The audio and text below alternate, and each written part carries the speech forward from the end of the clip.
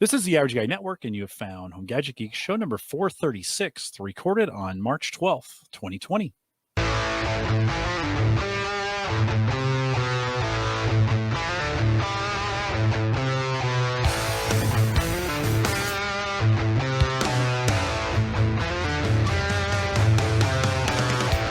Here on Home Gadget Geeks, we cover all the favorite tech gadgets that find their way in your home. News, reviews, product updates, and conversation, all for the average tech guy. I'm your host, Jim Collison, broadcasting live from the AverageGuy.tv studios here in a beautiful Bellevue, Nebraska. Of course, we post the show, and tonight you'll want to head out there if you can with some pretty good show notes. We got a couple links to the reviews over at ThinkComputers that you might want to follow as you're listening along live. Head out to the AverageGuy.tv. This show, HGG, so /HGG436 to get access to those show notes. Don't forget, you can join us live on our mobile app every week. Easiest way to kind of listen live and on the road, even from home, if that's what you want to do. Some folks are now going to be working from home this week. And you can get that out at our site, homegadgetgeeks.com. Let me say that again, homegadgetgeeks.com. I was thinking about something else as I was saying it. You can get both Android and iPhone platform that's available out there for you. We want to thank our Patreon subscribers who kind of help pay for that each and every month. And so we thank you for that as well. Big thanks to Jay Madison, who came on last week. We covered a lot of really cool stuff. If you haven't watched 435, you might want to do that. Little audio, little microcomputers, all that kind of stuff. And Jay just always does a nice job. So, Jay, thanks for joining us last week, and I appreciate that as well. Tonight, I've got Ryan and Bob with me. We tried to do this once, and it just failed hard that night. Ryan, Bob, welcome back. Appreciate it. Yeah, happy to be here. Yeah, happy to be here as well. Good to have you guys here. I'd asked you in the pre-show if you guys have done much with ICDock. They're kind of our March. I'm having trouble speaking tonight. I'm not sure why.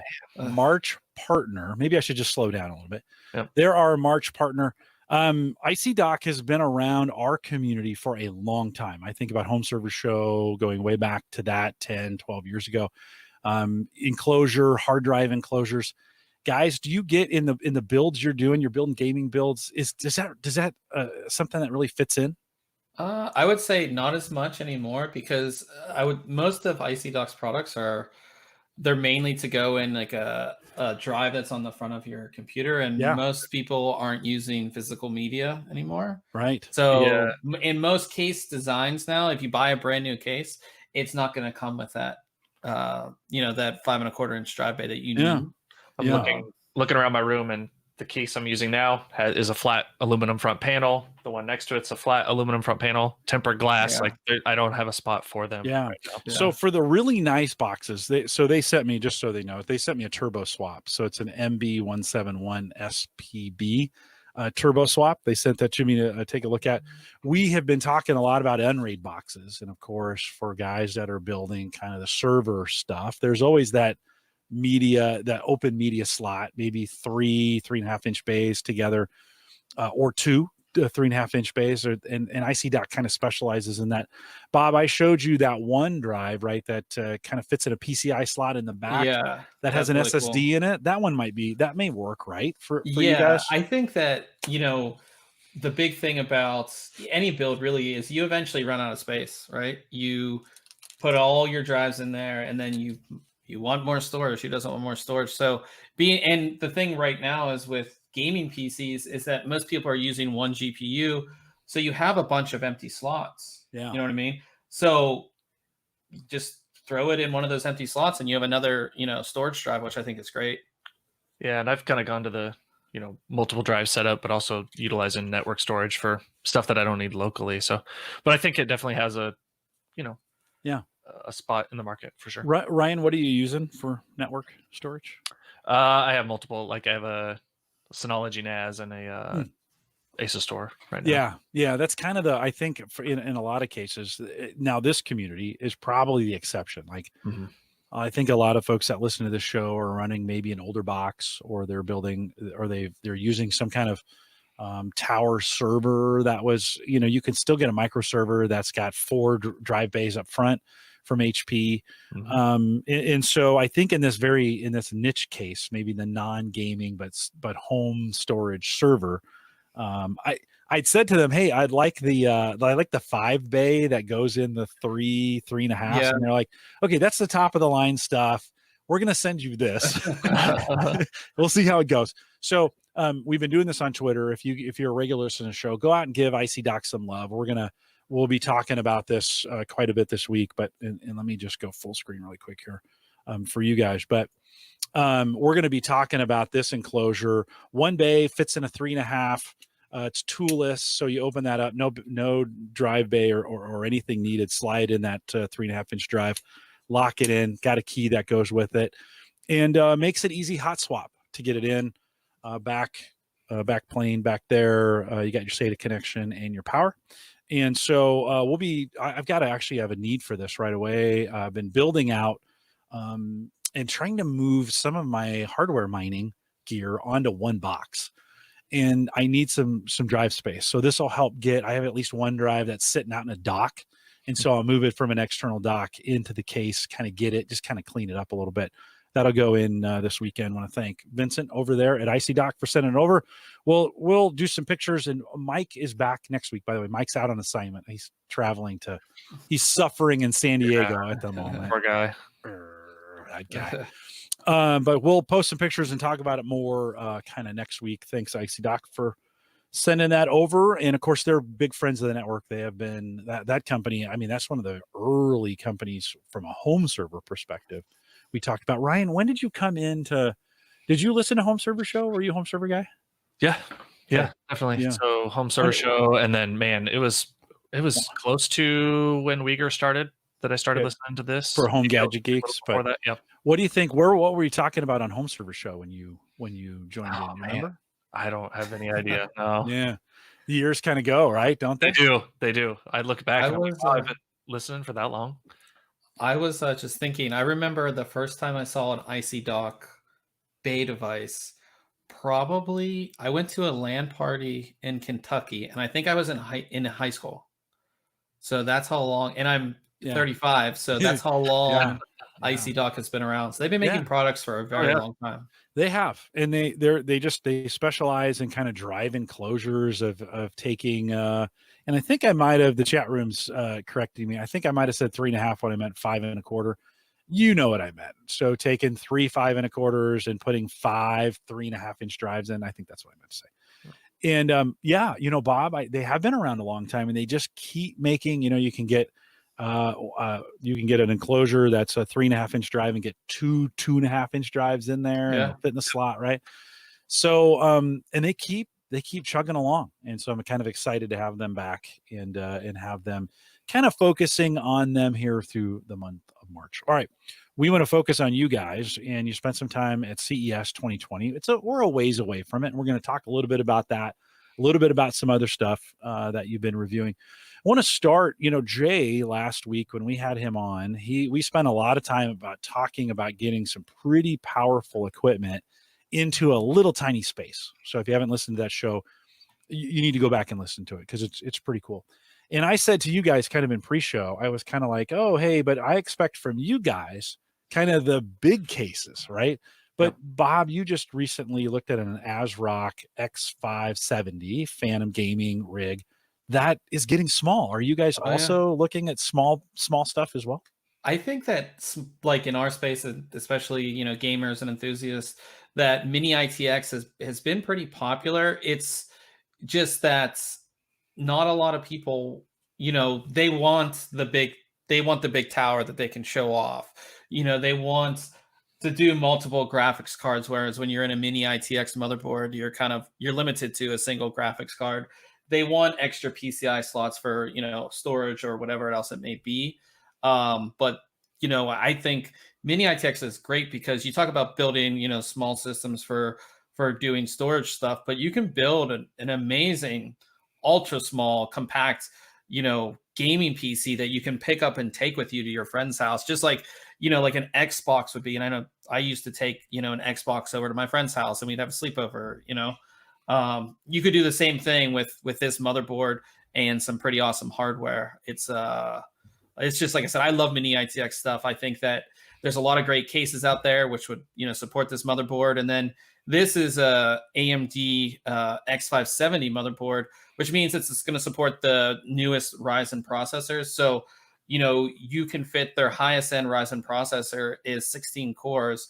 So you can put a 16 core processor in there, plus the, RTX 2080 Ti, 32 gigabytes of DDR4 memory, and you have a computer that's more powerful than the big one that I have sitting next to me. And it's in such a small form factor. Like I said, it's, a lot of people are going that way because, again, a lot of people are going to LAN parties. They're going over their friend's house and picking up a big tower without dropping it or scratching it. All these new towers that we see are either aluminum or they have tempered glass on the side, and scratching that up or breaking it can easily happen. So for, like I said, these boards, there's not a whole lot. I think in the X570 line, I think there's 3 or 4 total. So there's, these companies aren't making a whole lot of them, but I think the ones that they are making, like this one, give you that, the entire feature set that you would get in a full-size board for the most part. You're not going to get all the slots because of size and everything like that, but it's an awesome board. I got a case. NZXT makes this new case. It's called the I forget what it's called. The H1. Yeah, the H1. It looks like, if you've seen the new Xbox, it's super small. And I'm going to put this with a pretty awesome processor and graphics card in a really small system. But yeah, like I said, the board itself is just an awesome board. It's, like I said, it's one of the few you can get in this size. So you can do also a whole nice that lot. it has Thunderbolt 3, is right? Yeah, so this is the only mini ITX X570 board that has Thunderbolt 3. And for everybody watching, Thunderbolt 3 is, in basicest terms, it's basically USB 3 on steroids. USB 3.2 Gen 1 will give you 10 gigabit a second, whereas Thunderbolt 3 will give you 40, and that's up and down. So you have that connection, so you can power displays, you can get super fast storage. I mean, you can do so much with that connection. And again, this super small form factor, so you can do a lot with it. One, I assume this is PCI Express 4.0 slot that's in there. Yes. What did you, from a gaming, GPU standpoint, what would you pair with it? I paired it. So all of my motherboards use the exact same setup. So I use an RTX 2060 just for our testing. Again, if I was building this out myself, I would do an RTX 2080 or 2080 Ti, that's pretty much what I would recommend for anybody doing a new gaming build that wants to, game at 1440p or 4K. Mm-hmm. But on the back there, you can see where that little lightning bolt is. That's the Thunderbolt 3 connector right there, which is basically a USB Type-C. It uses the same Type-C connector. Yeah, I'm a little confused sometimes by Type-C. I got a new laptop and they were like, okay, there's 3 Type-C ports. And they're like, okay, this one is the Type-C that you'd use for data. And then this one is where the dock goes if you want. And I was like, hey, I thought Type-C kind of unified all this stuff, but apparently it made the connection easier. The problem is Ryan, what is the group of people that do the USB naming? Oh man, you gotta throw me out there like that. They've changed. He'll look it up. Over the past 2 years, they've changed the actual naming of USB to be different things. So when we got USB 3, it was just USB 3. And then when we got USB 3.1, it was just USB 3.1. It was faster. And now we have USB.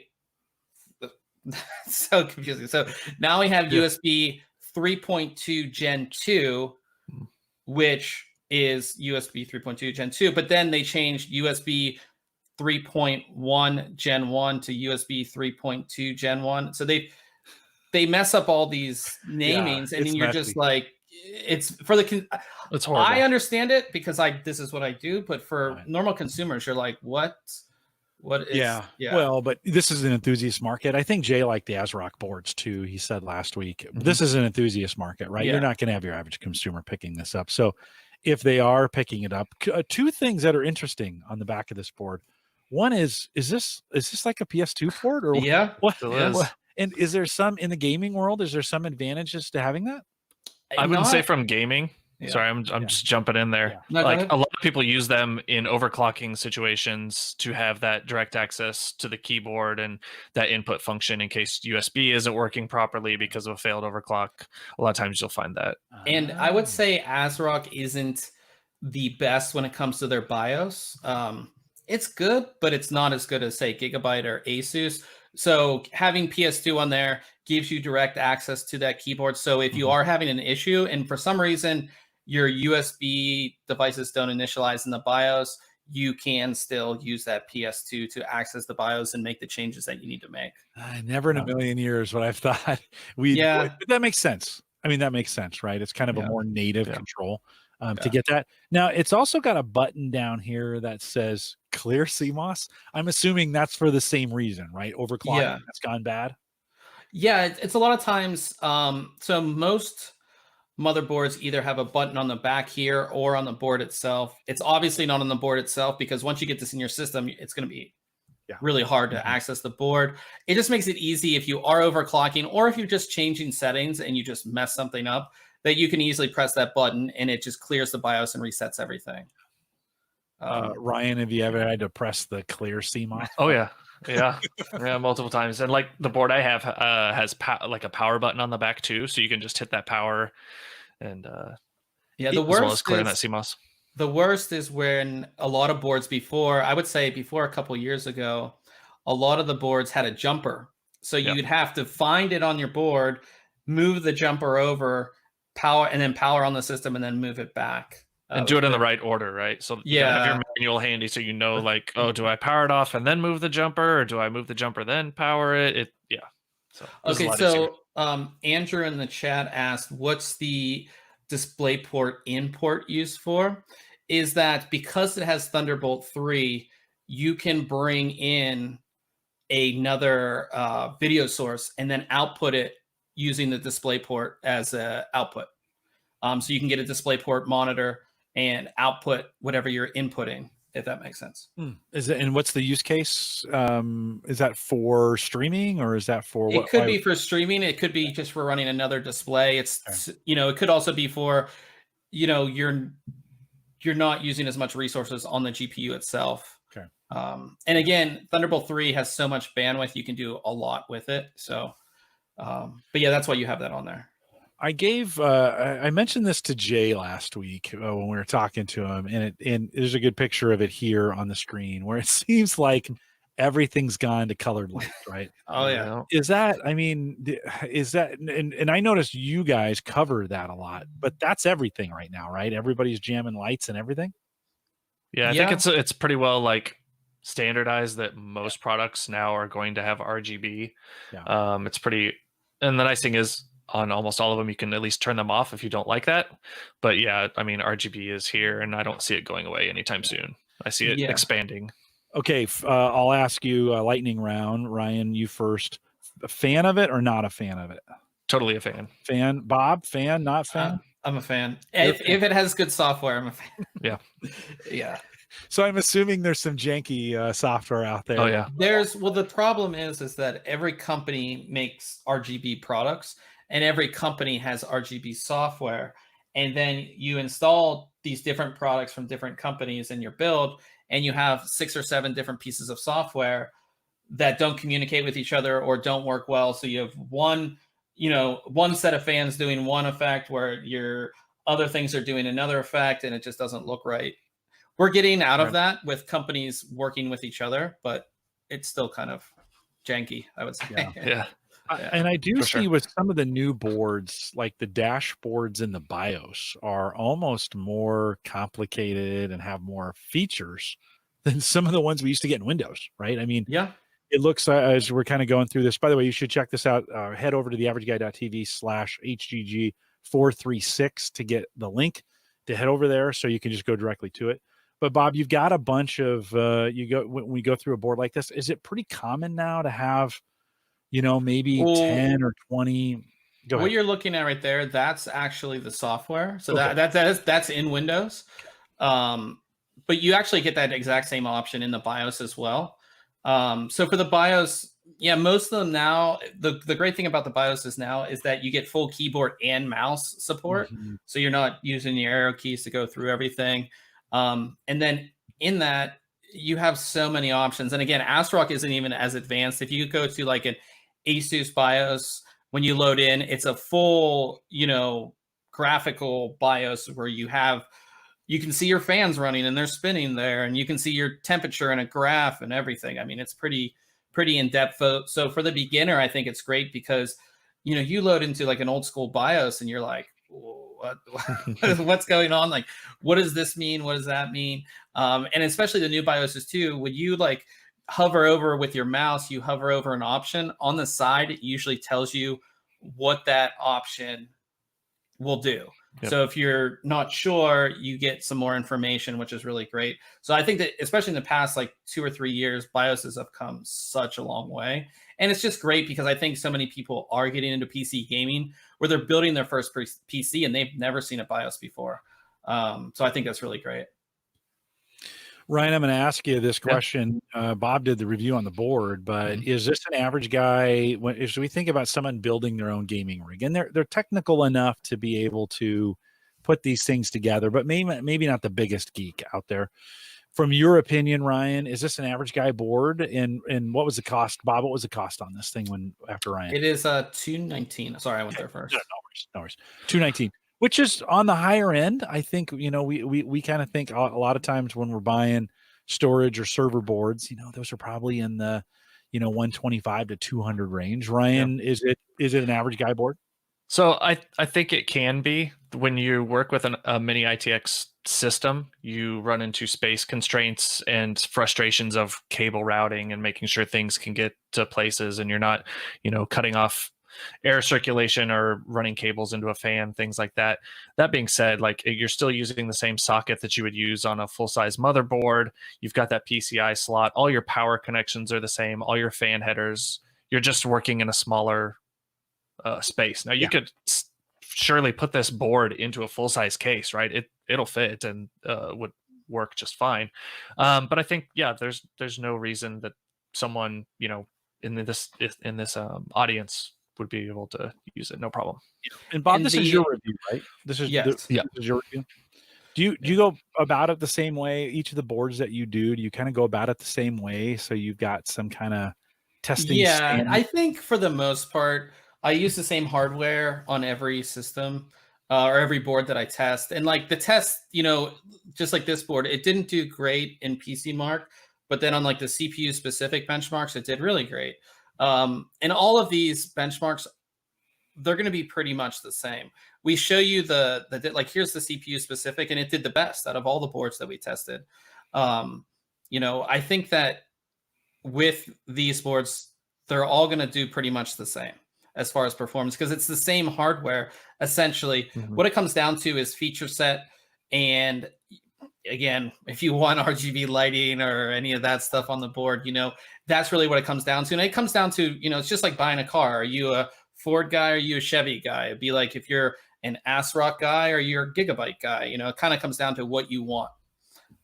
So I think that is really what it comes down to.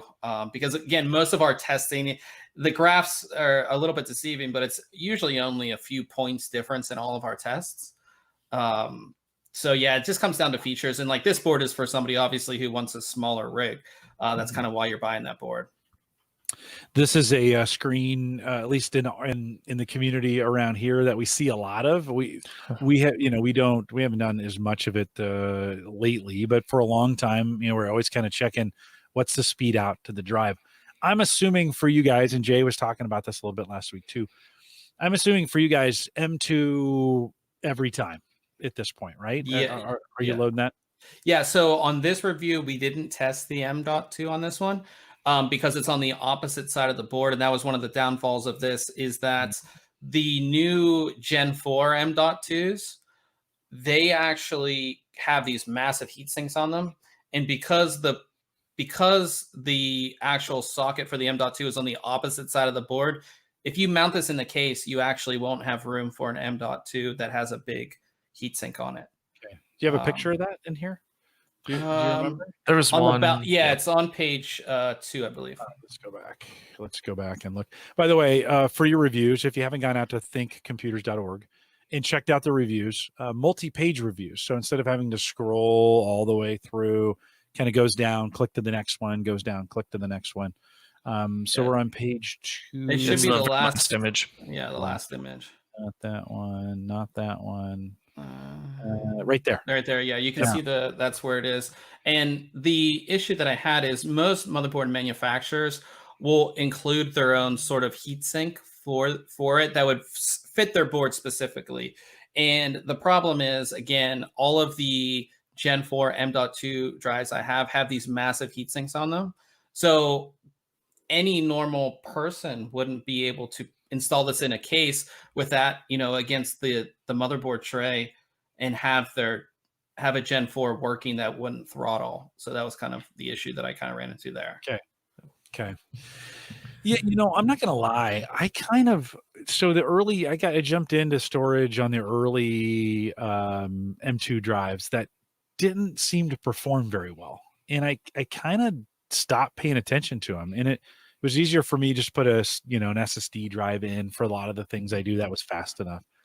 But hearing both from you guys and then Jay last week, I'm thinking, okay, I think I've got to really start figuring out this M.2. For some of the server guys, I think it's U.2, where I got to start figuring some of that, because I think in most cases, NVMe is going to be the way to go for storage. And I think I priced some out this week, and I think like 256 is like $100 or something. Does that sound?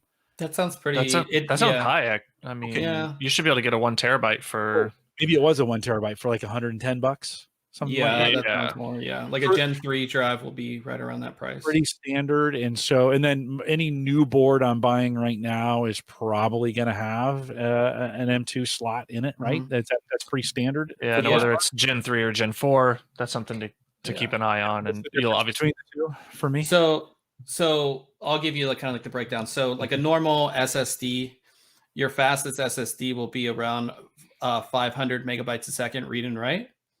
The max a Gen 3 NVMe drive will be, the M.2 will be 3,500 megabytes a second. And then the newer Gen 4 will be, right now it's around 5,000 megabytes a second or 5 gigabytes a second. We'll probably see it go up to around 7,500 as it matures, as better firmware and better drives come out. Let's just go, you guys. We also have a link to this. I was going to save it till later, but since we're talking about hard drives, Ryan, you had spent a little time talking about this. I'm assuming this is something you saw at 2020, right? 8 terabyte NVMe and 16 terabyte SATA SSDs. Did you get to see those? I mean, you actually got to see them? That's my hand holding that drive. So how ridiculous is that? And what's the price point on that thing? Pricing unknown right now. And they're not available, but it was something they were working off. This was actually at Phison Suite at CES. They showed us, and this is something I was pretty excited about, just the amount of storage you're getting on that traditional NVMe M.2 drive. A lot of data to have on a little tiny device that can fail, though, right? Yeah, absolutely. Right. So, 8 terabytes of QLC NAND from Micron there, utilizing Phison's controller. That is a Gen 3 drive. And then, the next one down that you kind of scrolled to, they're getting up to 16 terabytes in that 2.5-inch capacity. Yeah, no, they are definitely, and that thing that also has gotten away from me a little bit on those sizes, where part of it is I've been focusing on spinners because we use those for the hard drive mining that we've been doing for Burstcoin. But so in the last year or two, I've been focusing on cheap spinners. That's good 12, and I think really we're in the 12 terabyte space for the spinners for the most part, retail wise, that are reasonable. 16. Again, this is one of those kind of situations you're thinking like a limited read and write, 16 terabytes. That's a lot of storage to go to fail on you. When they're thinking about use cases for these, do they have special use cases that they're building these for? I don't. Yeah, so I think we're going to see these for your direct attached storage NAS devices. They're going to provision them with enough extra flag in there for that, to die off. And really, that's kind of what I'm waiting for. You mentioned those cheap spinners. My Synology NAS is full of 8 terabyte Western Digital drives. I'm not going to upgrade them until I can move all to flash SSD. storage in it. Yeah, I'm not. SSD. Yep. I'm very excited for that. That is so crazy to think, like, It's nuts. hey, I'm going to take, I think about the Drobo, and it'll support SSD drives. I could just, all I need to do is put them in an adapter, an IC dock adapter, There you go. and throw them in there. And I'm kind of thinking now, I mean, what do you think a 4 terabyte SSD is right now? What do you think? I haven't even priced one, but what's the sweet spot? Maybe 350. That's just off the top of my head. I could be wrong. Is 1 terabyte on the SSD side kind of the sweet spot right now? Do you think? Is that's the standard? It's a nice entry point, right? So my rig next to me is my OS and everything's running on a Gen 3 NVMe drive. And then I have 2 drives for my games that I run. I have a 1 terabyte and a 750 gig, 2.5 inch SSD. So I'm all SSD on that. And I think, that's kind of how I point people if they're doing a desktop build, is go with a 250 to 500 gig NVMe drive for your OS and most of your frequently used applications, and then throw the rest of your stuff onto the secondary drive. And secondary being SSD, or secondary being SSD, and then slower storage on the network on the NAS, right? And so I'm backing stuff up to it, but also utilizing it for, streaming media off of it, looking at images, but I don't keep a bulk of storage in my desktop any longer. So for a gamer, no need for a spinner at all anymore. For the most part, everything can be SSD. It's cheap enough, I think, that it's cheap enough to do, and you're getting the capacity as well. So when SSDs first started coming out, you had your 64, your 128 gigabyte. If you look at games now, most of them are over 100 gigabytes. So you need the 1 and 2 terabyte drives, which are relatively affordable right now. Yeah. So you can easily put a 1 terabyte OS drive, or like you said, maybe even a 500 meg OS to hold that. And then you want the larger SSD to be the 1 terabyte or 2 terabyte SSD to hold the games, right? That's just so crazy to think. Because it used to be, right, you do the 500 gig SSD, and then you'd have a 1 or a 2 or a 3 terabyte spinner. That'd be your data storage, and that runs cooler, runs faster, more reliable. In your guys' opinion, having a SSD for gaming versus having a spinner there? I would say yes, probably. And then especially if you're, some folks, we don't really review them in this capacity at all, but like a gaming laptop, right? I have a Dell laptop that uses a M.2 drive for the OS, and then it has an extra slot for a 2.5 inch drive. So if I drop that, it's all solid state storage, so I don't have to worry about a hard drive, head hitting a platter and scratching it. So from a mobile standpoint, definitely more reliable. And Vincent over at ICDoc originally wanted me to look at an NVMe M.2 adapter of some sort, and I'm just not even using them yet for the most part. I haven't done a PC build, to be honest with you. I've been kind of busy doing other things, but I haven't done a PC build in, I don't know, for 4 years, maybe. Everything I have still works, right? You kind of didn't need to. Some of this technology, I really do feel like, since we've been talking about it, I'm like, holy crap, I need to catch up. Like I got left behind on some of these things for sure. And so I was like, no, I really wouldn't use that. And now that I've done these 2 shows, I'm like, oh, okay. Wieger and be buying stuff while we're talking. Thinking maybe I should get that adapter, or figure out how to make this work better. It did cause me, I put this Unraid box together, and I had an extra 120 gig SSD laying around from some build, and I thought that'd be plenty for cache. And then I put it on Twitter, and they're like, oh, no, you're going to want more cache than that. And I was thinking, well, I don't want to, I don't want to pay for this. And then I looked online, I'm like, well, terabytes, $100.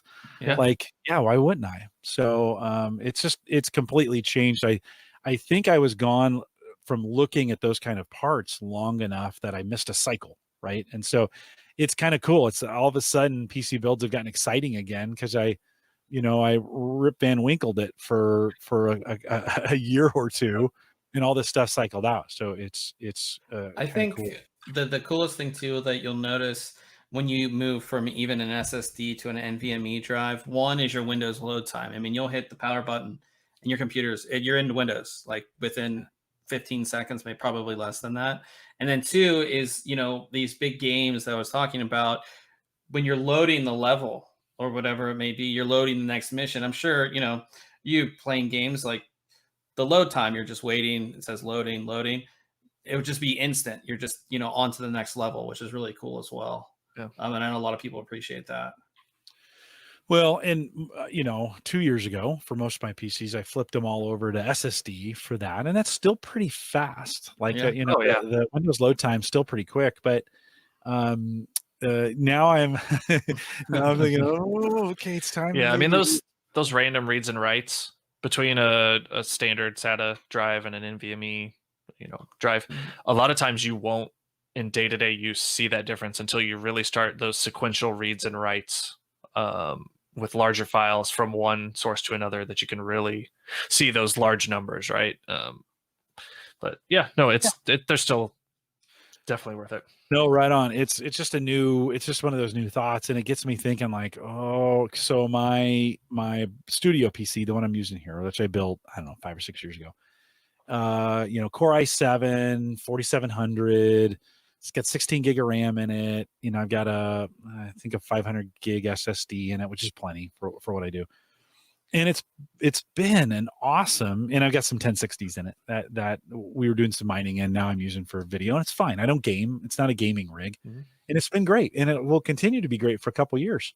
But I'm kind of for especially for podcasting. But now, like, you guys got me thinking, like, I need to start looking at some new boards and in probably the sweet spot. So if I were building today, right, maybe if I was building a podcasting gaming rig, I would be in maybe $200 for a good board, right? Probably in that space. I'm going to be another $100 for the NVMe drive, and then maybe another $100 for a SSD drive to go in it as well. I'm going to probably put a video card in. Now, this is GPUs. You guys are the specialists at this. This has gotten ridiculous, right? GPUs have gotten kind of ridiculous. Yeah. If I was going to be on the bottom end of these, say I just wanted to get in today. I asked Jay this question too last week. If I wanted to kind of get in, not bottom, but enough bottom kind of thing, what am I getting into and price? And then Bob, I want to know what the top end is from you after Ryan. I mean, so we've got the two players, AMD and NVIDIA. I think I'm such a fan of the 2060 series from NVIDIA, from a price to performance aspect. It's going to play pretty much any 1080 game you want and look pretty nice. From the AMD side, price on those? What is the 2060 now? 300. Yeah. So and then like a 5600 from AMD is probably where I would go to start off on either of those. So I'm getting in, like, I can get a board in some hard drives in memory for less than Bob's getting his most, like the top end. Bob, what's going to cost me to get into the top end? So the top end consumer card right now is an RTX 2080 Ti. Depending on which one you go for, because there's all different kinds. But probably $1,000 to $1,100 just for the GPU. But that will get you 4K gaming over 60 frames a second. And you can obviously do some mining with that. I don't know how cost effective that will be. Not anymore. Those days are over. GPU mining's over. Yeah. Do you think between the two of you and all the reviews that you do, where's the sweet spot from a GPU perspective? If I was going to be the average guy and I was getting into this, is it closer to the bottom end, or do you really need to be up towards the upper end? I think go ahead, Ryan. I'm going to say from my perspective, because I have a pretty recent build, right around Black Friday is when I purchased parts and built. I went the RTX 2070 Super route. That video card's more than I wanted to pay. It was $529. So, I mean, that's when we think about that price 10 years ago or so, like $500 was insane for a video card. And now it's like halfway towards the top level. So I'm a fan mid-range, of that 2070 series. Okay. Bob, what do you think? I always tell people, or when people ask me, what should I buy? I say, what display are you using? Because that's the different, if you have a 1080p display, especially like a 1080p 60 hertz display, I don't know why you'd be getting an RTX 2080 Ti. So what's great about both NVIDIA and AMD is they kind of have cards that are just, for that specific, for 1080p, for 1440p, and for 4K, and even on the lower end for more like esports titles that don't use a lot of, that don't need a lot of GPU power. So that's kind of my suggestion for people is like, what display are you using? Get a graphics card that's built around that display. Or if you think, maybe in 6 months I'm going to upgrade my display, make sure I have a GPU that will be able to power that display that I'm looking at. Yeah. Or that I would want to upgrade to. Yeah, and that's why I went with the 2070 Super. I knew, because my previous monitor was a 1080 75 hertz, right? So nothing too crazy, but I knew I wanted to go to a 27-inch 1440 screen with 144 hertz refresh rate. So I knew that I was going to need something higher than a 2060 or similar. So that's why I kind of went that route. So based on the display. Those 1070s before the change, those were $300-400, and I think then they tacked on another $100 when they did the 2070s, and it's as the price dropped at all. I mean, GPU mining is over, and so you don't have people going out and buying them in mass. Has the price come down at all? It initially, so when the RTX series launched, that's when we saw actually the big jump in price from the previous generation, where the reason, or NVIDIA's reason for saying that the price went up so much, is because we have this new technology, this RTX, or real-time ray tracing, which only when it launched, there was only one game that supported it, and I think there's a handful of games that support it. And then since then, because these cards aren't selling so well and NVIDIA's stock hasn't been great, they dropped the price a little bit when they introduced these new super cards. But I still think that it's decently high, but I think it's more on the level of what people are kind of expecting to pay for a graphics card. Andrew was talking in the chat room, and he said, are there many ITX boards that don't have integrated chips for use? Are you seeing where you would have to put a GPU on there? Many of us, right, when we were building servers, you wouldn't put a card in it. You didn't have to, right? It came with integrated graphics. What are you guys seeing in that space? Is it still? I didn't even think about to look for a graphics, built-in graphics on that card that we were looking at. Did it have it? It does not have it. It would all be run through Thunderbolt. Okay. But it would use a discrete graphics card, so it wouldn't use the actual. There's no on-die graphics on Ryzen processors. So you can have an Intel thing. Yeah, AMD has them as well, though. Yeah, AMD does have them, but for what we were looking at as far as Ryzen 3000 series desktop, not any of their APUs which have it built in. Right. It doesn't have it. I think most of the boards that we look at are gaming focused anyways. So like that ASRock board, it's part of their Phantom gaming line where people are going to have a discrete graphics card. So you'll see a lot of them. I know Asus has the Republic of Gamers board that's not going to give you any of those options because they just know people are going to put a discrete graphics card in it. They're gonna put it on there anyways. Jay had mentioned last week also about noise on those smaller. Two challenges, right?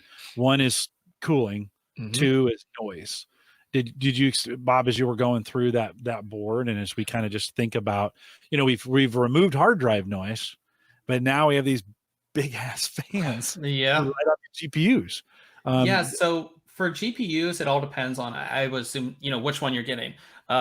Both NVIDIA and AMD have all of these board partners which make custom cards with, fans that actually will turn off when the GPU is not in use and things like that. So that I don't think noise is a big issue for the most part. Go ahead, Ryan. Yeah, one thing I'll mention with X570, I believe there's only one board that doesn't have a chipset fan. So with X570, we got, years ago, you used to see fans on like those extra chipsets. We came back to that with X570 just because they were running so hot. So while those devices have small fans on them now, I really don't notice one. I've got an X570 board here that has a fan, and I don't hear it over any of my systems. So, but yeah, he's absolutely right. You know, getting all that heat in a compact space and trying to get that heat out of the case has the potential to create some noise for sure. Yeah. Are you guys, when we think about cooling, are you fans of the more active cooling when we think about liquid or, you know, whatever we're moving to? I'm assuming that's kind of the best way to get it out, or some of the more passive fan driven cooling. I imagine in a smaller box that's harder. Yeah, I mean, for this build specifically, I had to use an all-in-one liquid cooling unit. I think most people are, just for the fact that I wouldn't say they're easier to install, but it's easier they're not as hard with a big heat sink. Mhm. You have to find ways to fit it in there and do all that. With it all-in-one unit, it's just like that pump block that you put on there, and then you just mount the radiator, which is nice. Yeah, you don't have to worry about usually RAM clearances, right? You get a big heat sink and you have to worry, is this going to hang over my RAM? Is my RAM too tall to fit under this heat sink? What's this fan doing? Are we fans of fans? Well, and I wasn't, you know, in the early days of more liquid cooling, they were messy, they would break, they would get right. And have we solved all those problems? You're seeing all the new stuff. Has that gotten to the point where it's fairly bulletproof? For those all-in-ones, I would say so. Right, they're sealed units. Some of them do have the option to, you know, take apart a coupler or a fill port to expand the loop, but for the most part, they're a closed loop system, and they're going to last you for probably as long as the system age for the most part. Now, you can definitely go to a custom cooling solution with, you know, cutting tubes, whether they're soft or hard, to your own, you know, lengths that you need, and setting up those water blocks with their fittings. You definitely have potential there for leaks, so we always recommend, you know, doing leak tests before you actually supply power to that CPU and the rest of the system. So, but you wouldn't need to be a gamer. A couple, Andrew and Joe in chat room, are saying, I'm not a really gamer. I'm more active or more passive. But if I'm putting any load on the system, and these all-in-ones sound like a way to go, where it's not the complexities of building the cooling system like you used to have to do. Kind of put it on, set it, and forget it. Is that? Yeah, absolutely.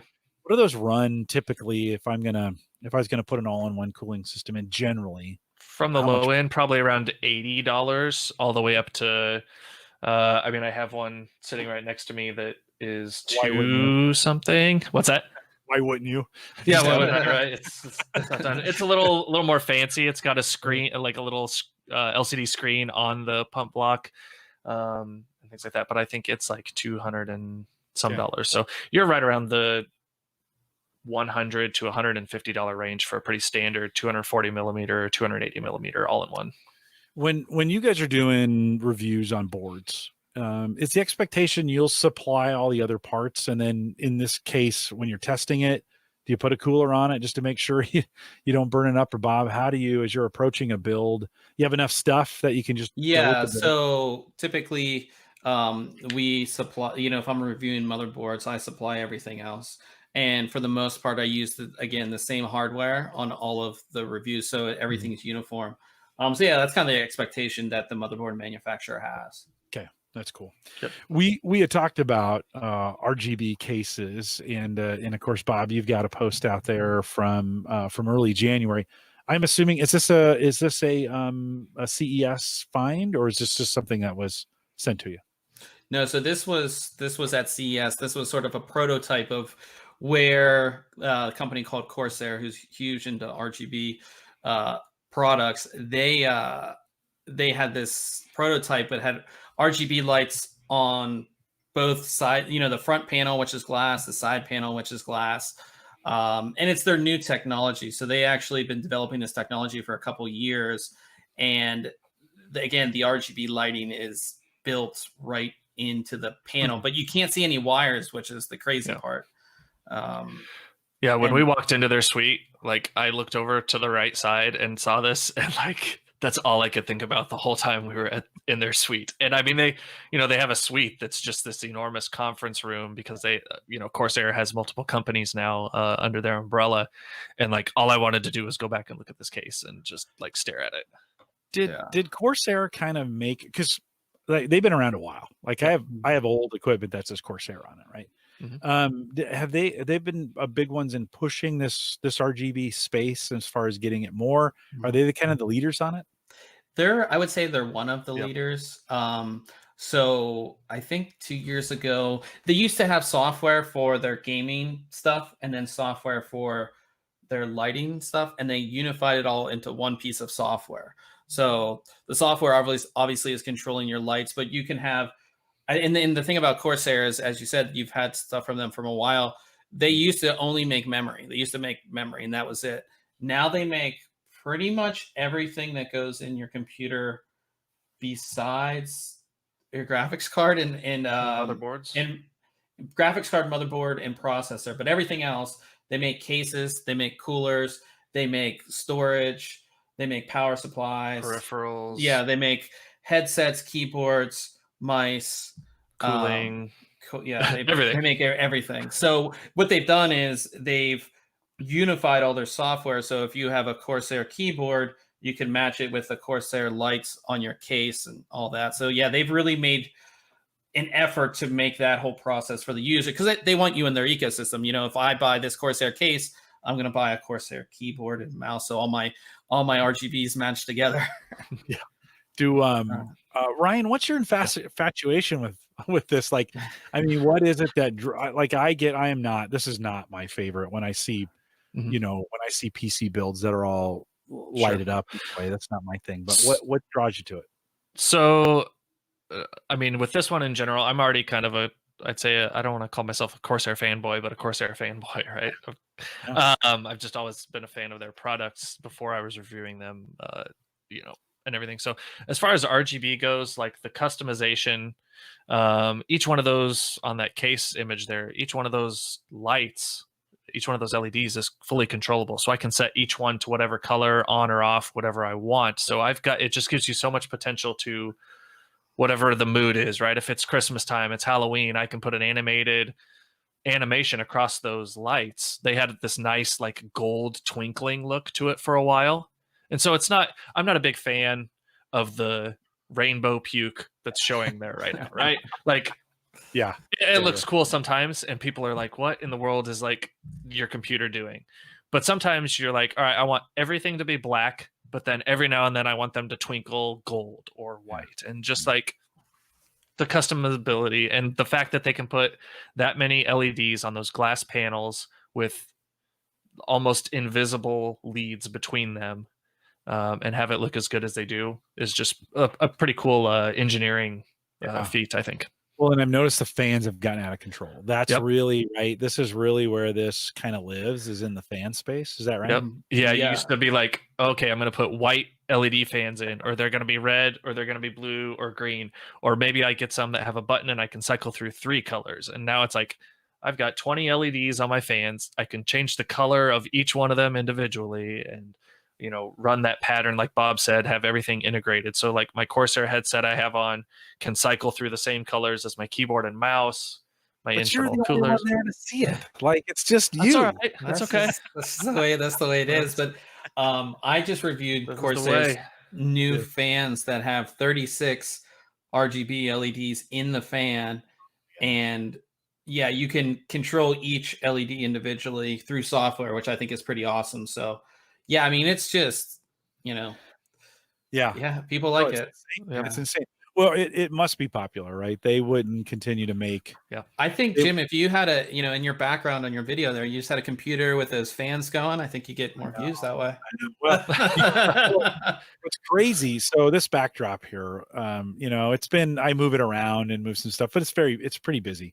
Mm-hmm. And I'm okay with it. I don't mind. In fact, I kind of like it that way. Some boxes and some stuff.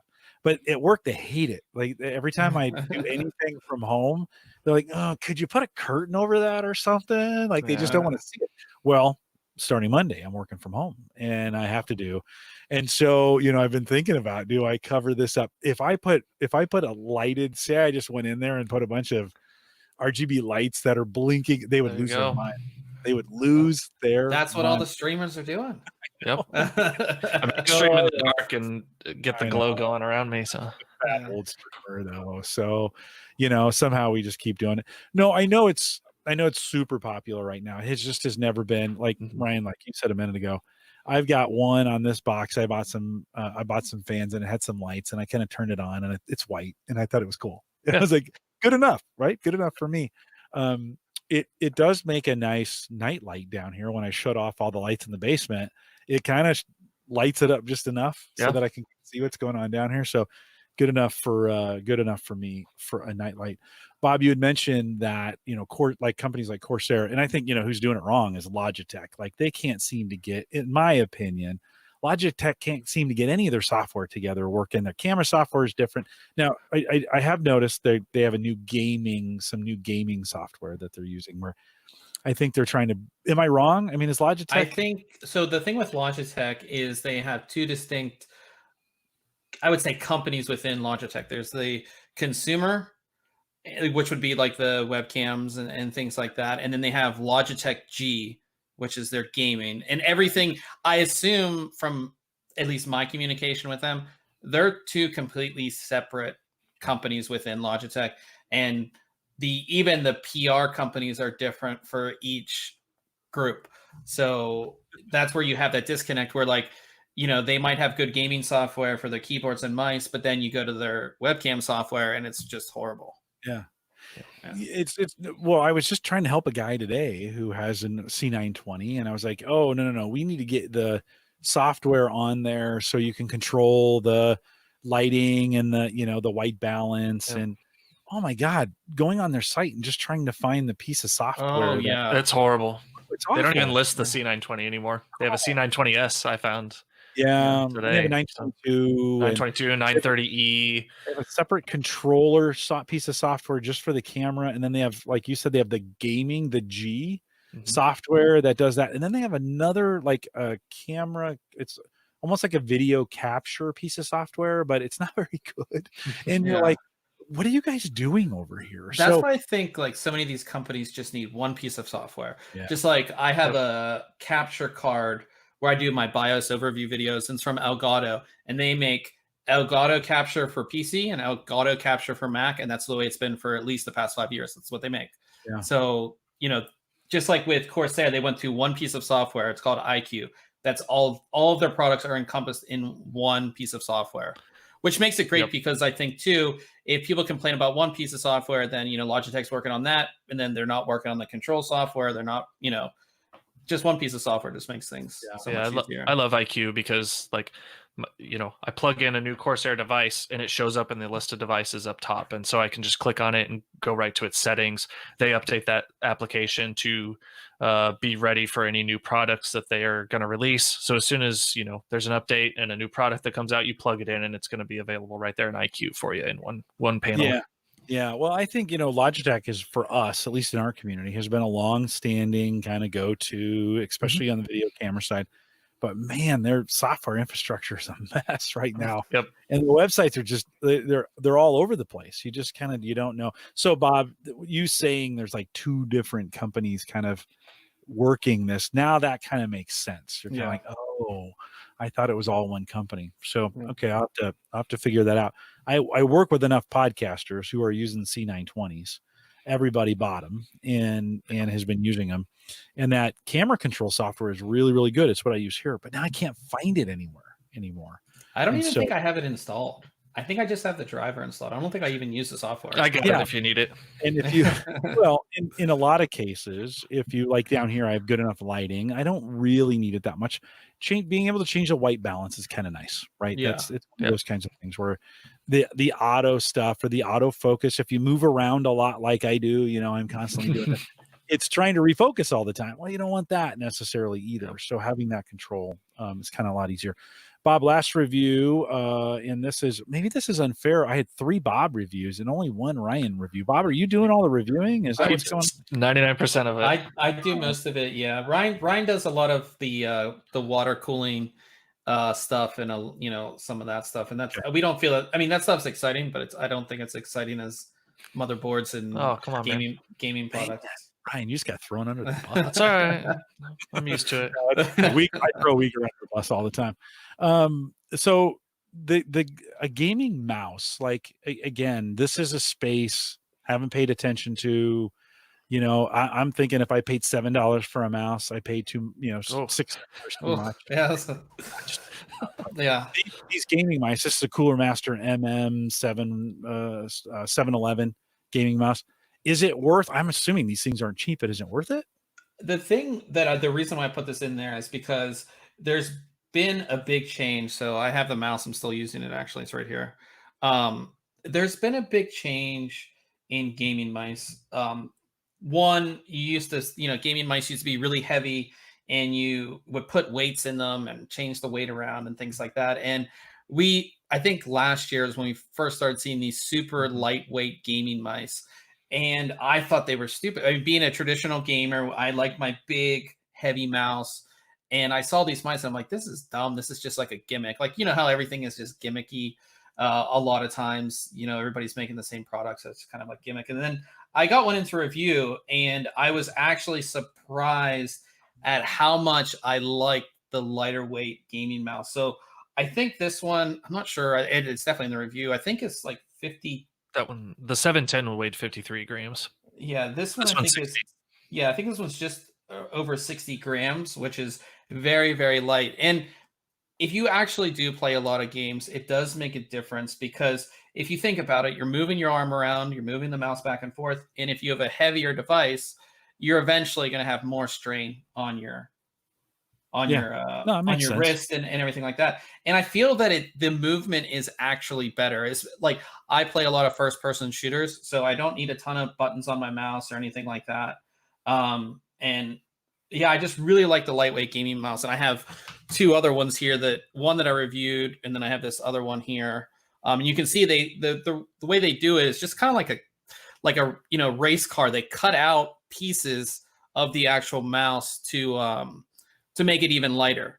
And it's like I said, it's, for me, they work so much better. And then the other big change is on the actual cabling. So this is some crazy, they call it ultra weave. It's super lightweight material. I've never seen it on a mouse before. And it works. You don't feel any drag. And I think, again, these were initially marketed towards esports players, people playing professionally. Yeah. And the biggest problem with a wired gaming mouse is that you have that little bit of drag from the USB cable. And with this, I don't feel it at all. Who would ever think that we're talking about drag on a mouse cable, right? Like Jim's over there going, "What in the world are you guys?" No, I get it. E-gaming's a big deal, right? Yeah, I mean when you, and the thing is like Ryan and I have been playing a game called Apex Legends a lot, and I don't know, I feel like I've gotten better at gaming because of the fact that like this mouse has helped me become at least a semi-decent gamer, because I can move better. My arm's not tired. I don't have that drag, which I've had times where like I've had that drag and I like wanted to throw a mouse across the room, because I'm missing shots and things like that. So I think for anybody who is a semi-serious gamer or just wants to, not experience those problems, I don't know what I can equate it to in the storage world, if you're just the wait time you would have for like a traditional hard drive over an SSD. Yep. This is like that drag on your mouse is kind of like the same thing. You're like, cache or transfer speeds, right? Yeah. I mean, network transfer speeds. Yeah, for sure. Yeah. And these mice aren't that expensive because there's not a whole lot to them. You don't have a whole lot of buttons. There's 2 main buttons and then 2 on the side, and that's it. So I think this is like $50 or $60, which in the gaming mouse world isn't super expensive. I think a lot of gaming mice can get up to $100. So like if anybody is in your audience who wants to, I would say, get better at gaming, you could try one of these out. And they come with like these special mouse feet so a lot of professional gamers ended up buying these mouse feet to put on their own mice, but this mouse comes with it you would have to buy these like aftermarket. It's like putting a spoiler on a car per se. It's a slider, right? It's a slider. It just makes it slide a little bit easier, right? Yeah. Those are PTFE, right? Yeah. Okay. Yeah. Little less resistance.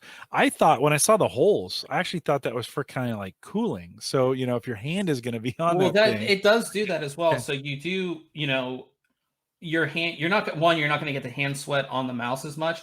And what's also cool is like the company's thought about it. Like the components inside have a waterproof coating on them as well. So, either you're sweating or you accidentally drop your beer in your mouth, you're not going to ruin it. So, Jim, you mentioned cooling on a mouse. I actually did like the first article that I ever had published back in, let's see if it has a date.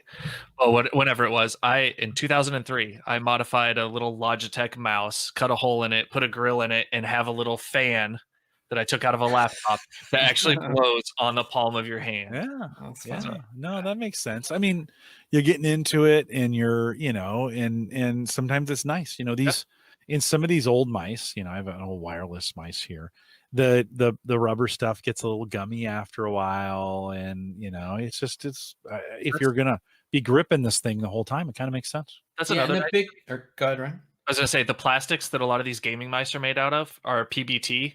So it's a lot more resistant to wear than some of the other typical ABS or nylon plastics that you'll get. So they have a lot better wear. I know my mouse at work that I use is just like a standard, Dell mouse. And I already have wear points from my pointer index fingers. And I've been using the mouse for less than 2 years. I've been using this Corsair Harpoon for 3 to 4 years. And like, the plastic on it doesn't look used hardly at all. And the rubber grip has worn like on my thumb and pinky on the side. But the materials that they use, like I have some cheaper mice that I've reviewed and looked at, and the rubber on the sides of them, you go to like use it and pick it up and it's oily and you can tell it's not that good of a plastic or a rubber and it's just breaking down. This is my daily driver mouse here at my desk that I use. And I'm so happy with like just the longevity of it. I don't think Jim ever thought that so much detail went into mice. I know. No, I like it. You got me thinking. Well, it's just again, we oftentimes kind of approached it from a more utilitarian, like what do you, we were in a gaming site. We still aren't in a lot of ways, and so you end up. I think this is a Logitech 510, which has been just a workhorse. I have absolutely worn off all the paint from this thing. Yeah. I've had it for, I don't know, 4 or 5 years. It continues just to be a workhorse. No, it's interesting to see, Bob, also in that the lights, the RGB lights on it, RGB, right? Yeah.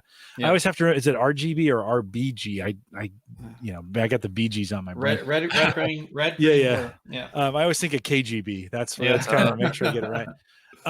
But the mouse also, and I showed it on the screen here, the mouse also has complete control, right? So you can control all the lighting on the mouse as well. The mouse you were looking at, how many different lights are in that thing? Do you know? So I'll bring it up here again. I'll do it this way so you guys can see it. But there's just a lighting section here and a lighting section on the scroll wheel. Yeah. So this gives you the controls, right? Yeah. And what's cool about the software too is you can actually finely tune the sensor as well. So this uses an optical sensor in the bottom here. And in the software, you can, select your own DPI. I believe it's up to 16,000 DPI on the mouse. And you can fine tune that as well. You can fine tune your lift off speed. You can fine tune a lot of stuff in these, which is like, again, if this is like something you want to do professionally or you want to just be better, it's good to be able to not just plug the mouse in, but, fine tune it to where it feels good. And what you're seeing on the screen is kind of what you want as far as, I'm moving this far and the mouse is moving this far and all that kind of stuff. Yeah. Super cool. Yeah. No, I think if you love lights, if you like that kind of, if you like that kind of look, there are folks, and maybe I fit in this role, although I'm different. I'm a monitor guy. Like I 1, 2, 3. There's RGB lights on the monitor that's in front of me. And they're on the front. I'm reviewing one right now where there's a bar along the bottom that it hooks up the software and it connects with your game. So if you're getting shot, the RGBs will be red and they'll interact with your game. That works. Like you like it, right? It's for you. I just hooked this monitor up to review, so I haven't really played with that all that much. But my speakers are Razer speakers, and they do the same thing. They connect with whatever game you're playing, and depending on what you're doing, the RGBs will be different colors.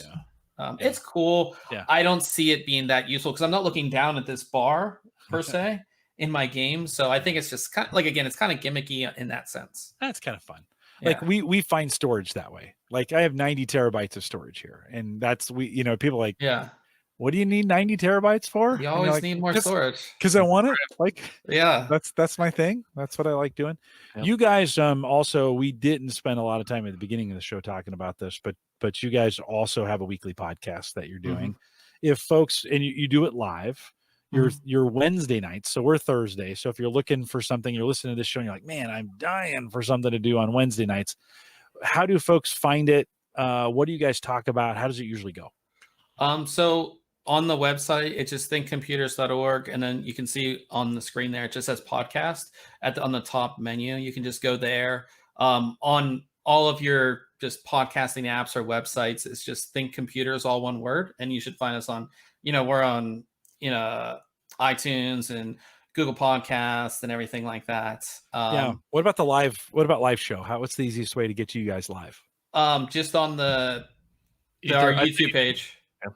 Yeah, our YouTube page. If you subscribe to our YouTube, we go live every Wednesday night, as you said. So do you have youtube.com/ I think it's because I couldn't get Think Computers. I think it's Think Computers 1.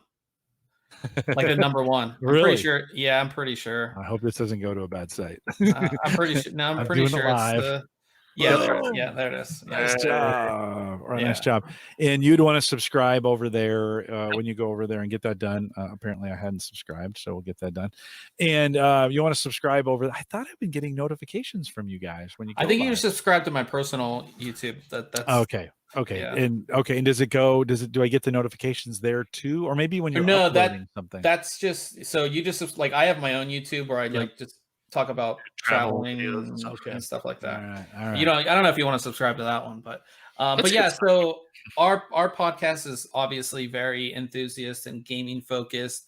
We usually do on the website, we usually do 2 to 3 reviews a week. So we talk about those reviews, and then our website also covers news. So any of the, tech news that's going on that week, we'll talk about as well. Yeah, I see. I had subscribed down here, and yeah, that one up there. Okay, so you guys. So think about what we do here on Home Gadget Geeks, except it's really kind of gaming rig, high end focus. Yeah, right? we start the review off. We go over that week's reviews, right? We kind of give a recap of what we've looked at, and then kind of the news stories of the week. What's coming up, what are the new rumors? Hey, so-and-so found a leak on this CPU, or here's, the latest financial call from, who was it that we AMD's financial calls, right? We'll talk about that kind of stuff, talk about what we've got coming up in the next week, reviews to look forward to, and then kind of like a review of, hey, did you do anything tech related over the week? I put in this cooler, or I played this new game, just kind of casual there. So okay, quick lightning round as we kind of wrap this up. Ryan, I'll start with you. One thing that you're looking out into the future, maybe it's coming up on a review, or maybe not, that you're super excited about. I'm excited to put this cooler into my test rig. I've got that NZXT Kraken Z73 here. I kind of mentioned it earlier. Have the screen on the pump housing, so I can customize that. So I'm really kind of looking forward to putting that together. Also, I'm kind of planning to do a full custom hard tubing water cooling build in my main rig, not in my my testing system, but in my main rig, right? I have a really nice case that I like. I just want to kind of showcase all of that. So cool. I'd say those are the things I'm looking forward to. All right, Bob, what about you? As far as reviews, I have a new case that came in that we saw at CES. It is this, it's like this crazy, it looks like a transformer. And it's a very high-end case. I think the case itself is $500. And I was actually surprised the company was going to send it, because some of that stuff usually only goes out to a few people, but we were lucky enough to get it in. So I'm really excited for that. It's called the T-Wings, and it's from a company called FSP. So I'm really excited for that. And then future stuff, so just like how you said, you were thinking about doing, redoing your podcasting rig. Yeah. My main gaming and video editing and podcasting rig is just like the sides open right now. And one of the fans doesn't work, and I'm going to be upgrading that. I already have a case and I have all these parts ready to go into it. It's a high-end desktop build. I'm upgrading from 16 gigabytes of RAM to 64. Like it's gonna have a ton of RGB lights in there. I'm putting 7 of those fans that have 36 RGB lights each in there, and I'm hooking it all up, and it'll be able to control via software. So I'm really excited to do that. I just haven't had time to rip this all apart and do that, but I'll be doing that soon. So maybe just put up a webcam on the build and just stream that on Twitch, right? Yeah, we will be doing a video. So once a week I try to make a actual video for YouTube. So we'll definitely be doing a video on that. So I'm pretty excited for that as well. Yeah. Same thing on this build. So it's sick when you start thinking about like, what can I stream on Twitch? Yeah. What's that thing? And it's, Twitch has gotten kind of weird in some ways. I mean, there's still a lot of gaming that goes on out there. Yeah. There's a lot of strange streaming that's going on out there as well. So if you haven't, again, thinkcomputers.org, just remember that, head out there and get subscribed, watch them on YouTube, subscribe to the podcast. Get caught up on Wednesday nights. It's a great time. You guys are slowly becoming my Wednesday night kind of sit in the background, and we're gonna convert you to a gamer. That's right. Well, okay. Usually I'm like, yeah, okay, but this time, it's funny. I gamed with my kids when this would have been early. 97, 98. We played a lot of Command and Conquer, and I put in a networked. I had 3 PCs at the time. I was dirt poor, but somehow I had 3 PCs. And we networked them, and then we would play the network version of Command & Conquer. And we played a lot of games, and the kids started playing more and more. I just played less and less. And I think after a while you drop out a little bit, and then you're like, it's so hard to get back into today's games. Like if you haven't been gaming and you just start playing the real games, right? Fortnite and that group. It's hard. Like I'm not that good at it. And I had the same thing. So I mean, I run ThinkComputers as a full-time business. So finding the time to game instead of working on my business. Yeah. And the thing is, I hadn't played games. I'd play a game every once in a while, but not really. But I've gotten back in this past year, I think, probably because of Apex. And we put it kind of as work, since we're going to stream it now. It kind of allows me to game more, but it does take a while to get back in. I think you just need a lot of time to really devote to playing these games, which it's hard for a lot of people. They're so complex too, right? So many things that, like, you go from Mario and the NES of having 2 buttons and the D-pad, and then you got your SNES, and we've added more buttons, and now Fortnite's not just a first person or a third person shooter. It's like, I got to build now, and I got to be able to build better than the other guy. And so, I can definitely see that learning curve. Well, I had 5 kids, and maybe life was just complicated enough for me. I just never got into it. I even bought an Xbox. You did. I did, and I Forza for a while, right? I did play some Forza for a while, and then I just was like, it was just, I don't know. I found myself watching YouTube and taking a nap as opposed to gaming, and maybe it's my age and whatever. But good for you guys for really being in this space. It is one. It's just like what we do on the server and the storage side. It's a pretty tight niche right now, right? I mean, I think there's a lot of gamers, but a lot of gamers who are doing their own builds like this has got to be a pretty tight niche, which I think makes you guys very valuable to the companies that are selling these things, right? Mm-hmm. Sure. Because they've got to get the right people to be able to have the right influence, to be able to do the reviews, to be able to understand it. And that's just not everybody. And you guys seem like you've got that nailed down really well. So good job. Awesome. Thank you. Good job on that as well.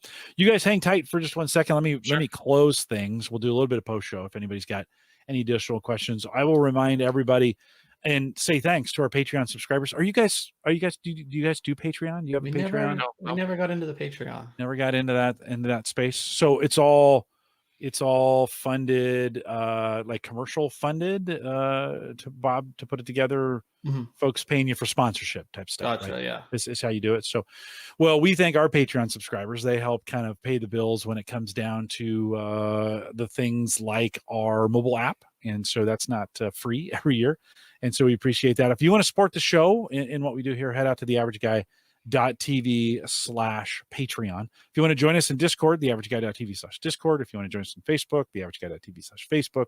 You see the pattern there. It makes sense. You should be able to get us over there. If you want to send me an email, and many of you do, and I appreciate those emails. Just if you want to shoot the stuff, you can send me an email, jim@theaverageguy.tv. Track me down on Twitter @jcollison. Some of you, and actually Twitter's picked up. Do you guys do much on Twitter? Do you find that to be a pretty good? I think there's great conversations on Twitter. I don't get enough time or have the ability to really take a look at it during the day at work. So I'm not on there as much as I wish I could be. And then at nighttime, it slows down. And the folks that are having the conversations during the day that I do want to participate in, I just stay out of them because it's old news, right?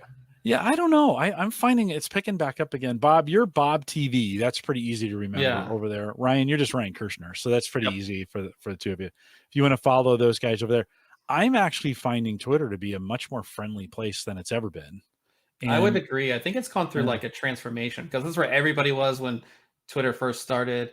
And then it kind of just like with Facebook getting more popular, everybody's going to Facebook. But I think a lot more people are going back on Twitter. Yeah. Because I think that's where like you kind of make the separation, because everybody has Facebook now, but not everybody has Twitter. So you get kind of like, especially like in our, computer enthusiast world, you get like the smart people on there and the people that would actually want to help. I see so many people on Twitter actually helping each other, which is really nice. Mm-hmm. Yeah. No, I think it's kind of reinvented itself in a lot of ways. I'm enjoying my time on Twitter. Many of you guys listening right now, I think of Tony and others, Joe, who are doing some live tweeting during the show and such. I always appreciate that. So if you haven't joined us on Twitter @jcollison, you can do that as well. And I tweet the show as we post it out, but would love to talk to you out there as well. Don't forget the AverageGuy.tv platform, both web and media hosting, powered by Maple Grove Partners. Get secure, reliable, high-speed hosting from people that you know and you trust. And of course, that's Christian. Plans start as little as $10 a month for pretty great hosting, both web and media, if you want to do it that way. MapleGrovePartners.com. Thanks to Christian, and congratulations on Christian. He's getting married this summer, and so we'll be heading out that way to get that done as well. You can also don't forget, listen to us on the mobile app. It's the best way to listen on the road, and a great way to get it done. And we appreciate you doing that as well. We are live every Thursday, 8 p.m. Central, 9 Eastern. Big thanks to ICDoc, and they're kind of the focus on ICDoc for the month of March. We'll be back next Thursday. Mike is back, and we're going to spend some time talking about gear again. And we'd like to have you join us 8 p.m. Central, 9 Eastern out here at theaverageguy.tv/live. Stay around if you're listening live for a little bit of post show. With that, we'll say goodnight, everybody.